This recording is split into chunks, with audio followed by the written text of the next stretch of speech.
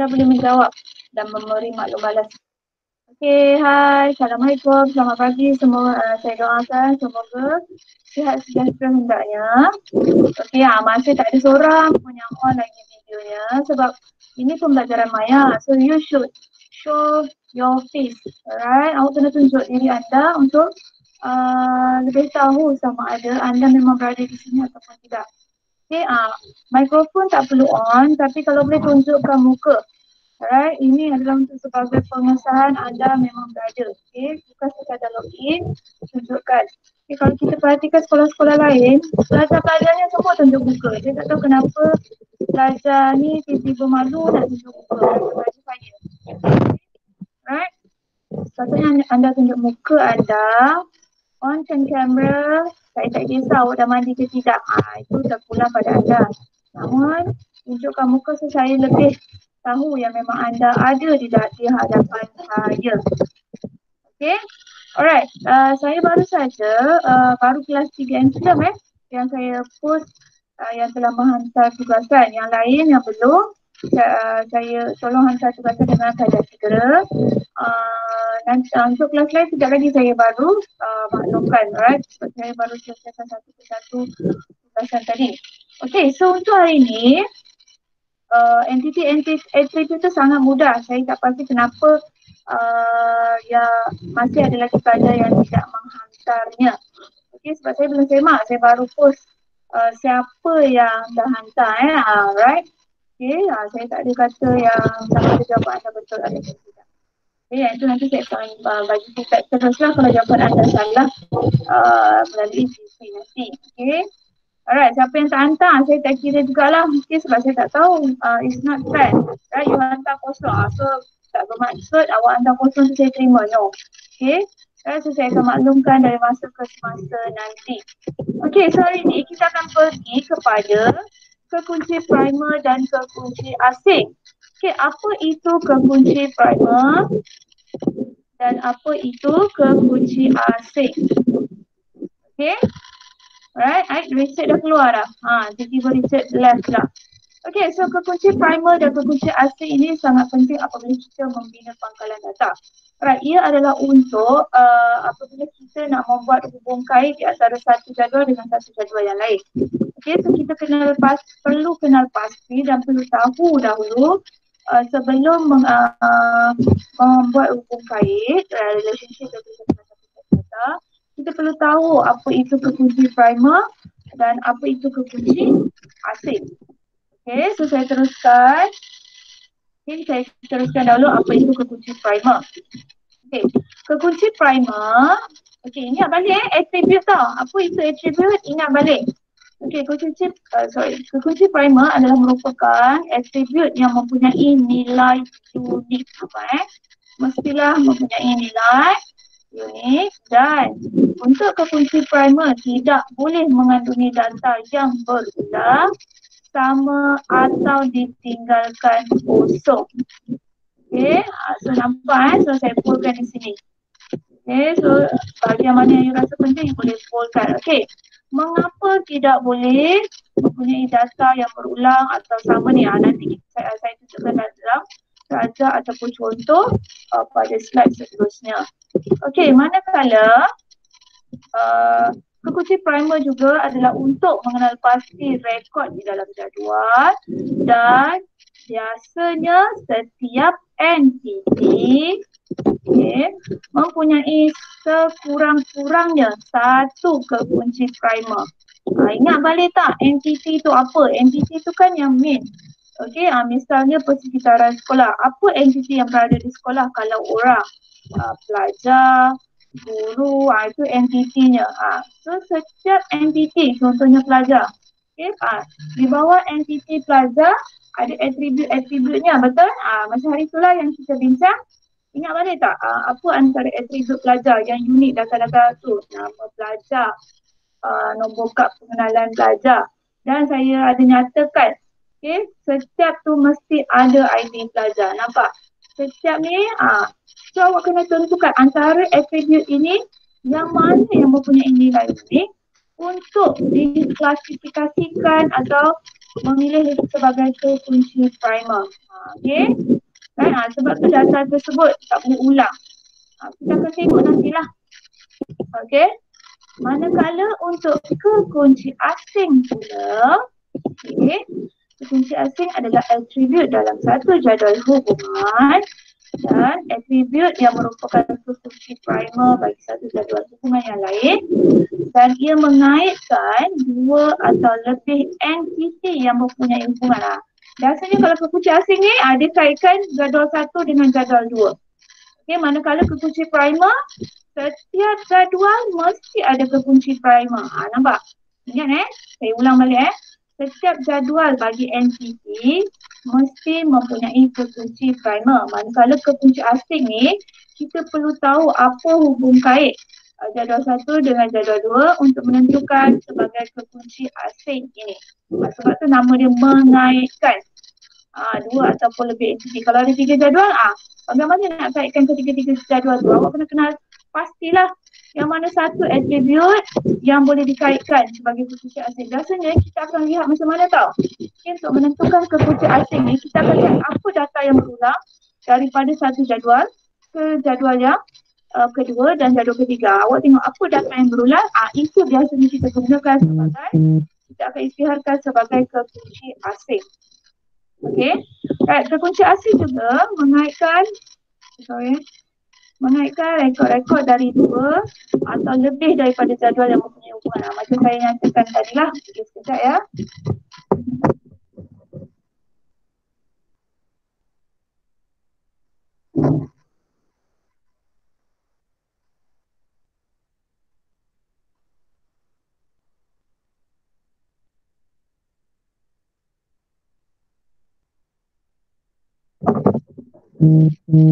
Saya ada Okey, so ingat kena masa ni memang kita tak nampak. Kita akan nampak apabila kita membuat jadual hubungan nanti jadual data hubungan nantilah. Okey. So ini adalah kepentingan mengapa perlu menentukan kekunci primer.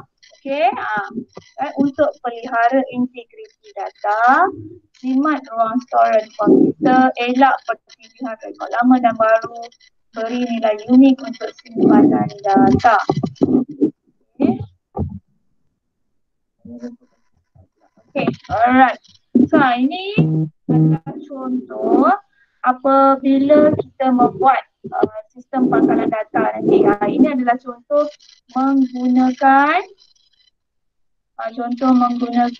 Access. Ya, ini adalah contoh pangkalan data menggunakan Access. Alright, so awak lihat sini Alright, bagaimana untuk mengenal pasti kekunci primer dan kekunci asing bagi entiti butir murid dan butir peniaga. So lihat, di atas ini, alright, apabila ada tajuk di atas ini kita panggil sebagai entiti dan awak boleh lihat kita buat revision sedikit lah dengan tajuk kita belajar lepas. Okay, kalau kita lihat hari tu kan entiti perlulah huruf besar. So nampak, awak perlu pastikan apabila you menaip ataupun menentukan entiti perlulah semua huruf besar. Okay, boleh ada dua maksud macam ni, tapi make sure tidak boleh ada space. So pengganti space adalah underscore. Jadi kita panggil ini adalah entiti butir murid. So attribute di bawah butir murid. Okey, ingat apa ciri-ciri di bawah kalau kita nak dapatkan maklumat saja. Nama, jantina, kaum, agama, banyak lagi kan. Alamat rumah semua. Okay, ini adalah contoh antara maklumat yang kita nak. Dan biasanya ada pertambahan ID murid ini. Okay, untuk menentukan data pertama dengan data kedua berbeza. So daripada ID murid ni, lihat ada nombor tersendiri. Kalau kita lihat dalam sistem APDM anda sekalipun ataupun you kalau tengok dia punya ID email MOE, semua ada nombor tersendiri. Ada nombor unik dan di antara nombor unik dalam ID email MOE anda adalah menggunakan ID nombor APDM. So tidak akan ada pengulangan.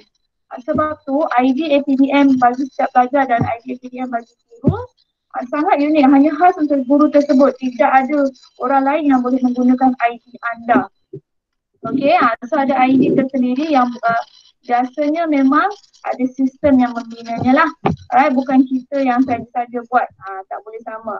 Okey, so ini adalah jadual sistem pangkalan data bagi entiti butir peniaga. Misalnya, maklumat-maklumat peniaga. Apa attribute-nya? Attribute-nya adalah nombor daftar. So, dia tambahkan nombor daftar, ID murid, nama ibu, nama bapa, nombor telefon dan lain-lain lah. Alright, sebenarnya butir penjaga. Okay, tengok. Saya pun sudah saya betulkan. Butir penjaga sebab dekat situ.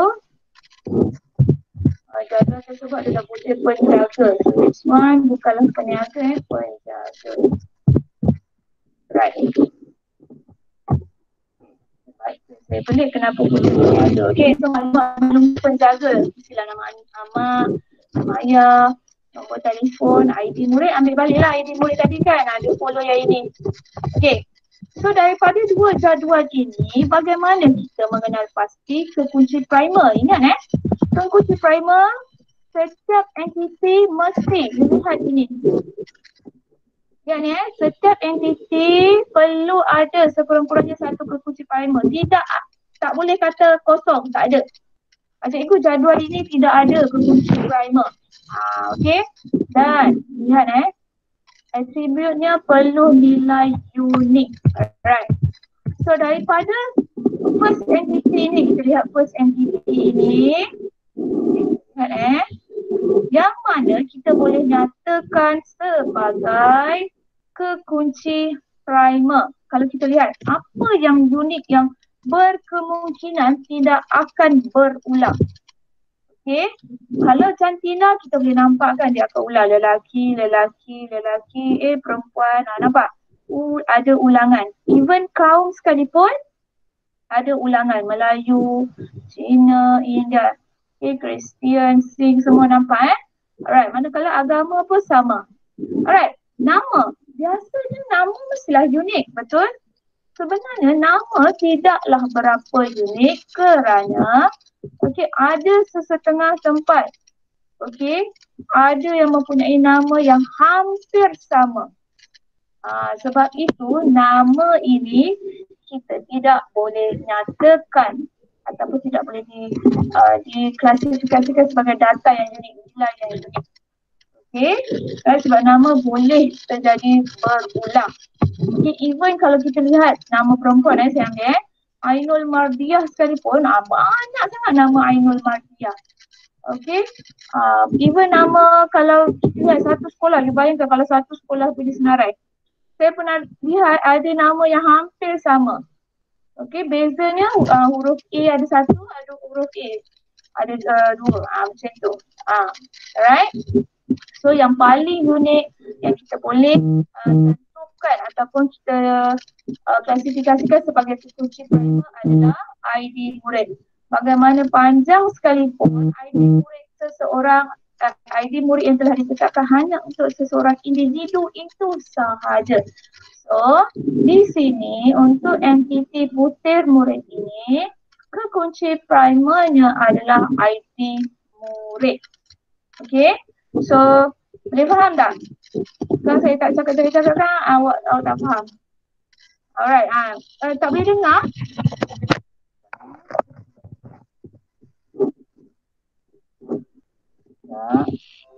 Kenapa tak boleh dengar?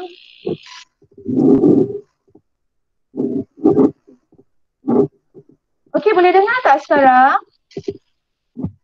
Tasmin boleh dengar tak? Okey, boleh. Right, hello. Kan cakap suara kan penat-penat explain awak tak dengar. Okey. Alright, thank you. Alright. Okey, seterusnya. Terdengar. Ini tak payah. Okey, so nampak awak kena kenal pastilah yang mana satu unik tau. Okey. So sekarang kita pergi ke jadual kedua. Entiti butir penjaga. Okey, kat sini yang mana yang anda rasa unik? Okey. Alright. Okay, di sini kalau kita lihat yang unik, kita boleh nampak ID murid dan juga nombor daftar. Nampak tak ada dua? Satu nombor daftar, satu lagi ID murid. Okey. Selain itu, biasanya apabila ada lebih daripada satu data, kita perlu tahu, kita perlu ada juga foreign key ataupun kunci. Okey, kita dah boleh tentukan dengan melihat jadual 1 dan jadual 2 yang mana mempunyai atribut yang sama. Jadi kalau kita lihat yang ini dengan jadual pertama ini, jadual entiti butir murid dengan jadual entiti butir penjaga yang mempunyai data yang sama, itu kita boleh menggunakan, kita boleh klasifikasikan sebagai kekunci asing. Okey, so kekunci asing, alright, bagi entiti butir penjaga adalah ID murid. Sebab kita nak buat hubung kait dengan jadual pertama. Manakala kekunci primer untuk butir penjaga adalah nombor daftar. Faham? Okay, so you kena kenal pasti tau. Kita rasa dua-duanya boleh jadi kekunci primer. Tetapi kenal pasti juga. Okay, ada tak sekiranya ada atribut yang sama dengan jadual yang lain, biasanya itu adalah kekunci asing pula kita boleh gunakan. So apabila kita dah gunakan atribut tersebut sebagai kekunci asing, kita tak boleh pilih dia atribut tersebut sebagai kekunci primer juga. Tidak boleh ya. So ingat perkara tersebut. So ini adalah penyelesaiannya. Sekejap. Alisa, tutup pintu. Memang kat bilik awak, masa ada kelas. Dah 2-3 kali awak tengok. Right, sorry for interrupting. Anak saya habis mendengar lagi. Okay, so sorry about that. Okay, so ini adalah perbezaan kekunci primer dan kekunci asing. Alright, so aspek daripada segi input, kekunci primer tidak boleh terima nilai kosong. Tetapi kekunci asing boleh terima beberapa nilai kosong. Manakala bilangan kekunci dalam jadual, setiap jadual hanya ada satu sahaja kekunci primer. Kekunci asing boleh lebih daripada satu. Yang ini kenapa boleh lebih daripada satu ni? Okey, kalau you ada 3 jadual, okey, macam tadi ada 2 jadual kan? Okey, so untuk jadual pertama dengan jadual kedua, macam mana nak kaitkan? Adalah ID murid. Kalau ada jadual ketiga, tiba-tiba tak ada ID murid. So, you kena kenal pasti pula yang mana satu persamaan di antara jadual kedua dengan ketiga. Nampak? Okay, sebab itu dia mengatakan kekunci asing ni boleh lebih daripada satu. Okey? Tak apa, jangan risau. Memang ini adalah teori dahulu. Kita akan nampak apabila kita membina jadual pangkalan data nanti. Okey, so ini adalah untuk kekunci primer dan kekunci asing. So ada sebarang persoalan. Harish jawab apa Harish? Nombor telefon tak boleh. Sebab apa tau? Nombor telefon kadang-kadang ada yang biasa tak? Nombor telefon ada yang hampir sama. Itu satu. Kadang-kadang nombor telefon anda pernah tak? Tiba-tiba orang kata ini Encik ni tak? Sebenarnya bukan. Okay? Kadang-kadang mungkin nombor tu pernah digunakan oleh orang lain. Sebab itu kita tidak menyatakan, tidak memilih nombor telefon sebagai apa kita kata? Sebagai kekunci asing atau kekunci primer. Masak. Mak, ada kelas.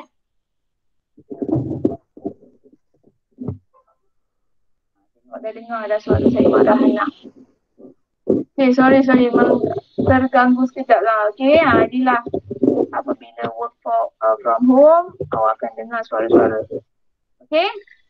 Alright, seterusnya. Okay, kita akan teruskan dengan kekardinalan. Okay, kekardinalan antara entiti dalam hubungan. Okey, mengapa perlu belajar ini? Okey, kekardinalan ini adalah apabila kita nak buat hubungan. Okey, hubungan di antara satu entiti dengan satu entiti yang lain. Okey, so kita panggil panggil sebagai kekardinalan ataupun cardinality. Okay. Alright, sebelum itu tahu dahulu apa maksud kekardinalan. Okay, kekardinalan ni adalah perhubungan di antara satu entiti dengan satu entiti yang lain di dalam satu pangkalan data, dan terdapat beberapa jenis kekardinalan, okey, yang kita akan belajar one to one dengan one to many. Okey, one to one dan one to many, okey. Dan perhubungan di antara dua entiti tersebut mestilah menggunakan kata kerja.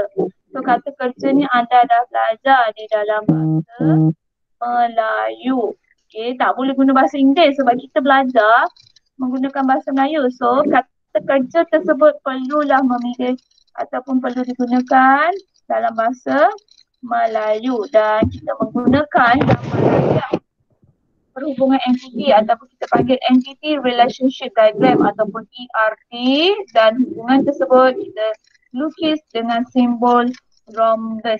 Ingat, segi empat adalah untuk mewakili entiti kan. Tapi apabila kita nak buat kekardinalan, kita tambah lagi satu simbol iaitu rhombus untuk membuat kaitan ataupun kekardinalan dan rhombus tersebut mestilah menggunakan kata kerja. Okay. Alright, so ini adalah contoh ataupun apa itu kekardinalan one to one. Okay, kekardinalan one to one adalah bermaksud satu entiti yang berhubung dengan hanya satu entiti yang lain dan sebaliknya. Okay, tujuannya adalah untuk mengelakkan pengulangan data. Okay, alright.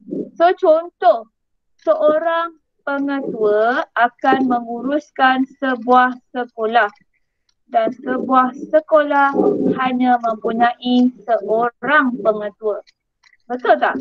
Ada tak dua pengetua yang mengurus sekolah?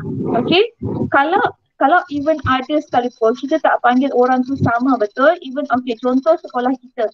Kalau sesi pagi kita panggil apa? Pengetua. Tetapi sesi petang kita panggil penyelia petang. Okay, penyelia petang itu hanya menguruskan pelajar-pelajar sesi petang. Namun satu sekolah hanya diuruskan oleh seorang pengetua sahaja. Nampak ya? Alright. So ini kita panggil sebagai rajah perhubungan entiti ERD. Okay, so dia kena lukis entiti huruf besar iaitu pengetua mengurus sekolah. Nampak? Bentuk rhombus ini adalah kita perlu letakkan dengan kata kerja mengurus. So, apabila diberi ayat, kena pastilah apa kata kerja yang bersesuaian. Okey. Dan sekolah juga hanya boleh mempunyai ataupun diuruskan oleh satu pengetua sahaja. Okey, so ini adalah contoh apabila melibatkan pangkalan data. Okey, so entitinya pengetua, entitinya adalah sekolah. Nampak? Pengetua entiti, ni pun entiti. So bermaksud ada dua jadual lah. Okey, so nampak? Setiap pengetua hanya urus satu je sekolah. Nampak? Nombor pegawai, ini. Nama pengetuanya, yang ini. Apa kod sekolahnya? Right, contohnya kita gunakan apa nama pengetua sekolah kita iaitu Encik Lee Boon Seng. Okay, nombor Encik Lee Boon Seng, kod sekolah NEB 4090. Nombor pegawai, dia ada nombor pegawainya tersendiri untuk pengetua sekolah kita. So apabila membina satu lagi jadual, dia akan tulis balik NEB 4090, nombor pegawai tersebut, nama SMK sampel, bilangan guru 110, bilangan murid saya tak pasti berapa. Nampak? Okay, itu bermaksud satu sekolah hanya ada satu pengetua sahaja. Okay, so sebelum kita teruskan, apa yang anda rasa boleh nyatakan sebagai kekardinalan one to one selain contoh ini? Okay, anda boleh tulis jawapan pada ruangan chat section ini. Tulis apa contoh lain yang anda rasakan. Okay, so saya nak tengok dekat ni. Alright, kita lihat siapa je yang jawab. Okay, so apabila ada rekod di sini, so boleh tahulah Okey, bagi contoh pada ruangan check section itu, okey, apakah contoh lain untuk kekardinalan 1 to 1? Cari, tulis dahulu, saya bagi masa.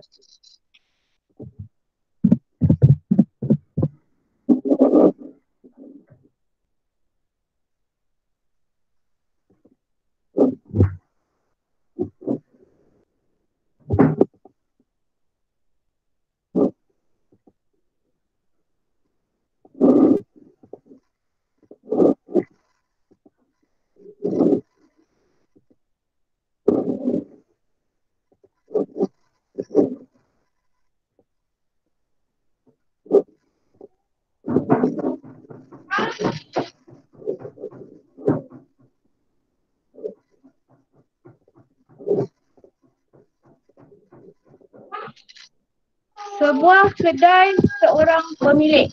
Yes, boleh? Pemilik mengurus kedai. Boleh? Cikgu mengajar pelajar. Tak boleh sebab pelajar maybe. Nampak tak? Okey. Kasidah. Cuba pilih satu 1 to 1. Dia apabila 1 to 1 dia biasanya dia yang besar-besar punya. Dia bukan yang kecil-kecil. Kalau cikgu ajar pelajar dia macam skop dia kecil je kan. Biasanya 1 to 1 ni skop dia besar. Okey. Boleh nampak? Awak rasa siapa yang selalu bercakap dekat berita sekarang ni? Yang isu-isu terkini yang anda rasa? Apa yang anda rasa isu terkini sedang nampak sekarang ni? Tak dapat tangkap sebab tu saya kata sebenarnya saya nak lihat pelajar-pelajar lain. Saya ada 36 pelajar, 37. Di mana apakah respon anda dengan soalan saya? Okey. Contoh lain untuk kekardinalan 1 to 1. Sebab tu saya suruh you tunjuk muka. Tapi sebab kalau tak nak tunjuk muka, saya suruh you jawab. So daripada sini, cuba saja.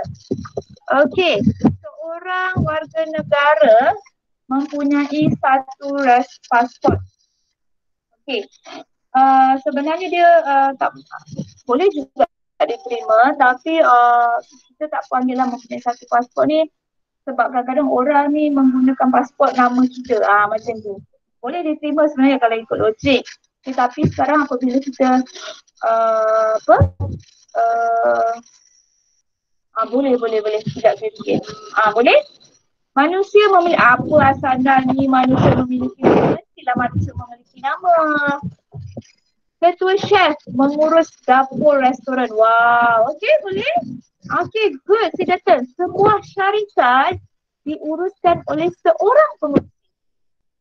Habis cikgu kalau diorang ada share, janganlah fikir share tu. Tapi biasanya mesti ada apa? Main dia kan, betul. Kena ada pengurusinya. Seorang tu yang kena in charge semua. Yes, inilah jawapan yang saya nantikan. Satu Malaysia dengan seorang Perdana Menteri. Tapi itu bukan ayat yang betul Syarati. Kita better kita tulis macam ni tau. Seorang Perdana Menteri ataupun Perdana Menteri mengurus negara. Nampak?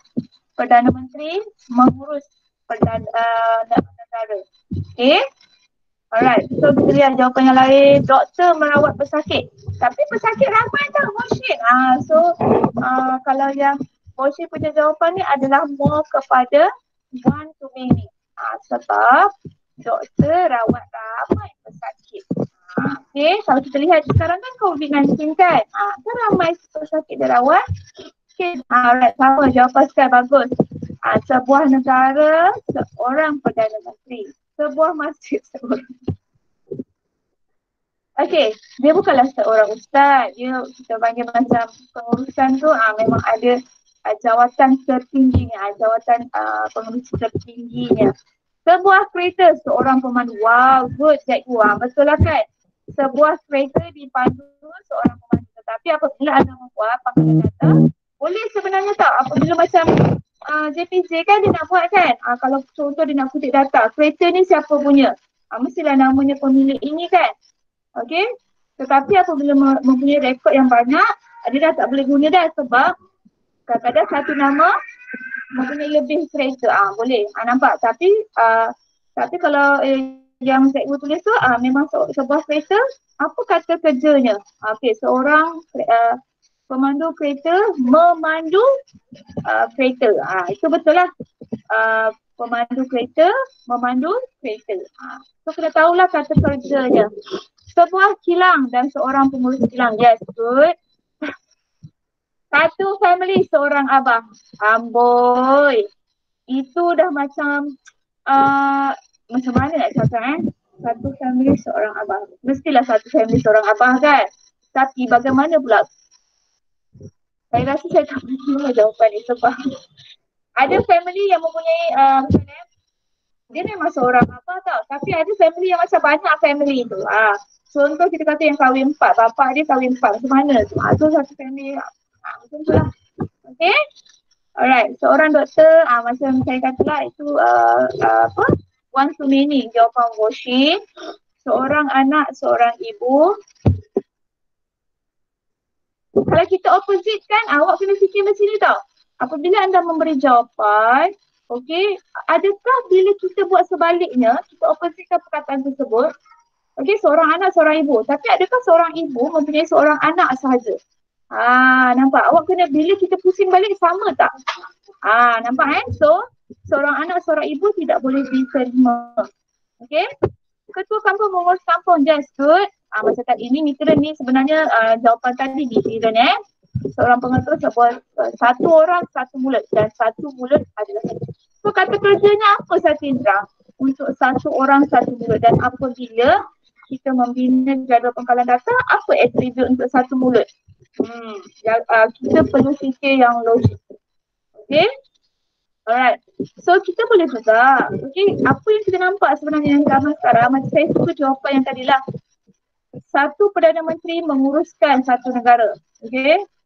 Satu menteri menguruskan satu kementerian. Sama.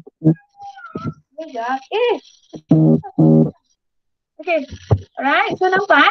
Itu contoh untuk one to one. Thank you yang tu. Siapa yang bagi respon tu nanti dia ada rekod. Nanti kita bagi masa lebih sikit lah untuk SSTM nanti. Okay, so kita go to the next one which is one to many. Okay, rumah satu keluarga. Okay, so kita teruskan. Okay, untuk yang ni kita teruskan. Okay, one to many. Okay. Entiti yang mempunyai hubungan dengan satu atau lebih entiti yang lain. Contoh yang pertama, seorang murid dapat meminjam banyak buku resepi, tetapi sebuah buku hanya boleh dipinjam oleh seorang murid sahaja. So daripada ayat ini, okay, kalau kita buat seorang murid dapat meminjam banyak buku resepi ni, kita panggil one to one. Okay, tetapi sebuah buku hanya boleh dipinjam oleh seorang murid saja. So ini kita panggil apa pula kalau ayat ini? Buku hanya boleh dipinjam. Ini apabila ayat yang macam ini kita panggil sebagai one to many lah, sebab bila kita buat sebaliknya kita perlu tahu apabila kita oppositekan ayat tersebut. Macam yang tadi ada antara contoh yang dinyatakan oleh awak lah. Okay, contoh yang kedua. Ini yang tadi tu. Seorang doktor merawat ramai pesakit. Dan seorang pesakit dirawat oleh seorang doktor sahaja. So itu adalah one to many. Nampak? Apabila kita membuat gambar raja ERP ini, kita perlu tulis sama ada ia adalah one to one. Okay, ataupun one to many. Sebab kita nak tahu apa yang many-nya, yang mana satu many-nya. Okay. Alright. So, ini adalah contoh satu apabila kita membina jadual pangkalan data. Entitinya.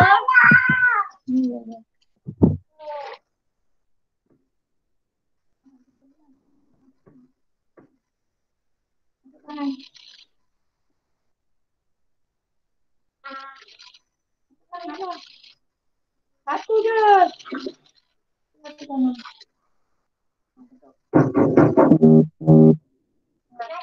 Okay. So sorry, tengok berkentang dah kalau you dengar tu. Okay, so apabila kita buat jadual, so sebab tu saya kata bila buat you bagi contoh, boleh tak? Contoh yang you bagi tu boleh buat tak jadual pangkalan data hubungan?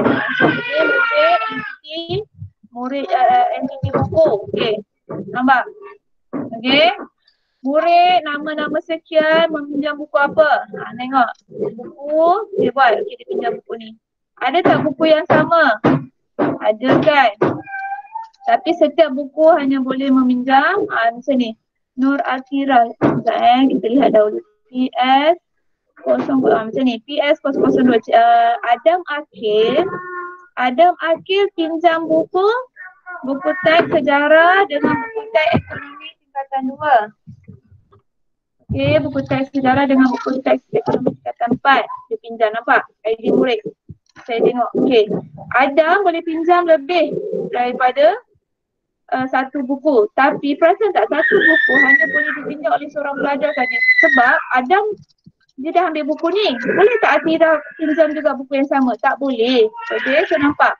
Apabila kita untuk kenal pasti buat kekardinalan ini, kita kenal pastilah. Okey, sama ada betul ataupun tidak kita punya kekardinalan tersebut. Ini adalah contoh apabila soalan bertanyakan kepada anda, seorang guru menjadi guru kelas bagi satu kelas sahaja. Ini tak ada seorang pun bagi tadi kan?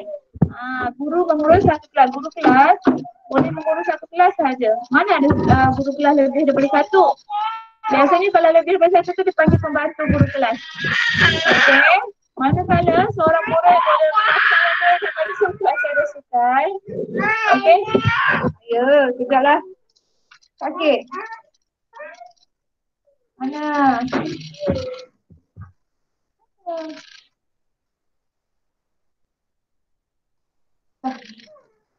Baik-baiklah. Bye. Okay.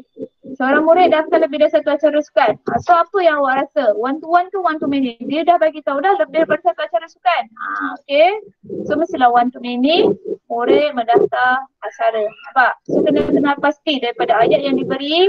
Yang mana satu boleh gunakan sebagai kata kerja. Okay.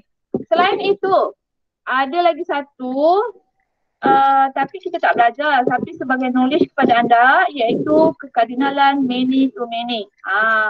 So saya nak tengok, boleh tak pergi ke laman web ini, bagi jawapan anda pada masukkan kod event ini ataupun anda klik saja link tersebut. Apa dia?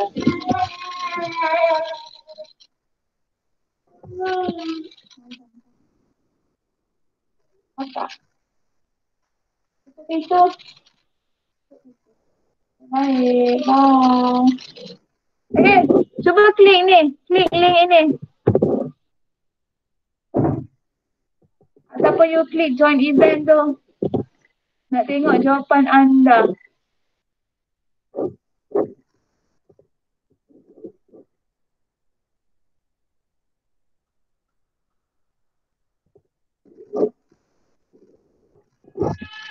Ya Allah. Tak ada orang lagi bagi jawapan ni. Sekejap. Ni project kan. Apa yang anda rasa contoh many to many?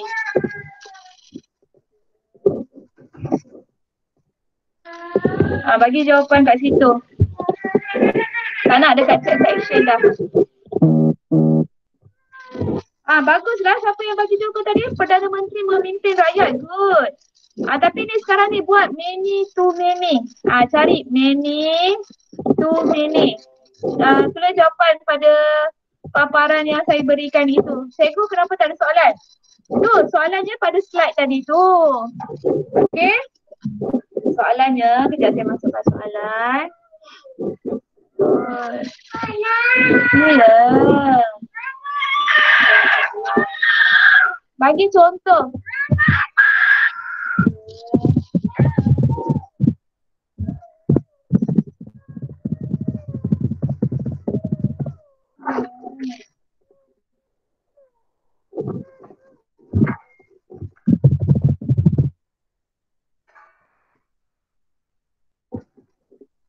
Bagi contoh cepat.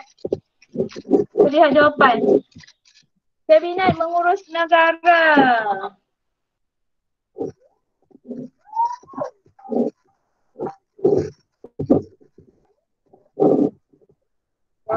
Version kabinet mengurus negara.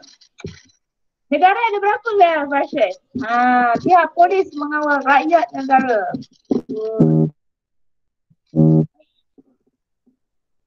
Satu saluran TV mempunyai banyak rancangan. Tapi satu version. Saya nak many to many. Bukan one to many Many to many. Cuba cari. Okey, beberapa kelas memiliki beberapa kipas jin. Board of Director kontrol satu syarikat. Siapa ni saya tak tahu. Tapi satu. Saya nak many to many. Okey. Sebuah kilang mempunyai banyak kerja. Sebuah lagi. Jangan satu. Saya nak many to many. Board of Director. Kontrol satu syarikat. Tak boleh terima lah. Jurulatih mengurus pasukan. Biasanya berapa jurulatih? Banyak kan? Okey. Tapi ada sisi tengah jurulatih mempunyai apa kita kata? Seorang jurulatih hanya mengurus satu pasukan saja. Okey. Beberapa kelas memiliki beberapa kipas angin. Okey, kelas memiliki peralatan. Boleh. Sebab setiap kelas mempunyai itu. Okey, saya sebenarnya boleh diterima. Cuma bagi faham tu, setiap kelas kan banyak kelas kan. Mempunyai banyak juga kipas. Okey. Pentadbir sekolah. Pentadbir hanya ada seorang sayang. Pentadbir. Sorry. Pentadbir ada. Mentadbir. Sebenarnya bukan mentadbir, kita panggil mengurus. Jadi kata kerja dia adalah mengurus staf sekolah. Boleh diterima? Banyak saya. So apa kata kerjanya dan apakah entitinya? So apabila kita memberi jawapan, kita kena tahu apa kata kerjanya. Okey, beberapa orang mempunyai handphone tapi satu orang hanya ada satu handphone, betul? Okey, lain. Beberapa kedai mempunyai beberapa murid mempunyai kawan. United Nations yang memberi nasihat kepada semua negara. Ini siapa punya jawapan ni saya tak tahu. Beberapa komputer memerlukan beberapa kabel. Komputer kabel. Macam mana kita nak buat gambar rajak ini so kita kena tahu. Okey, tapi jangan risau. Untuk many to many kita tak belajar. So itu sebagai knowledge kepada anda sebab ada juga penggunaan tersebut tapi kita tidak gunakan. Okay, so don't worry about that lah. Okay, so berapa kali dah masuk? Okay, so itu saja untuk hari ini. So ingat tugasan saya tak bagi lagi tau sebab memang tak sempat. Tapi tak apa, so hari ini kita belajar ini ada dua perkara iaitu satu tadi yang pertama adalah kekunci primer, kekunci AC, bagaimana untuk tentukan ataupun kekunci primer dan kekunci AC. Ingat, lihat pada nilai yang unik dan sekiranya ada lebih daripada satu jadual, lihat atribut yang sama, itu adalah sebagai kekunci AC. Itu paling mudah untuk kefahaman anda. Manakala yang kedua adalah kekardinalan, cardinality, iaitu membuat hubungan di antara satu entiti dengan satu entiti lain, tetapi perlulah menggunakan kata kerja yang diwakili dengan simbol rhombus. Okey, so ingat kekardinalan yang kita belajar hanya ada dua saja tau, one to one dengan one to many. Many to many tu saya hanya ingin menguji anda, mungkin anda ada idea untuk many to many. Alright, so itu sahaja untuk hari ini. Terima kasih sesiapa yang meluangkan masa. Okey, untuk kedatangan saya dah rekodkan. Nanti saya akan masukkan di dalam markah SSPM, tetapi akan mengambil masa sedikit lah. Alright, so hari Jumaat ini adalah hari terakhir untuk kita buat kelas sebab dah nak dekat hari raya. So saya pun ingin ada aktiviti-aktiviti saya lah juga kan. Alright, so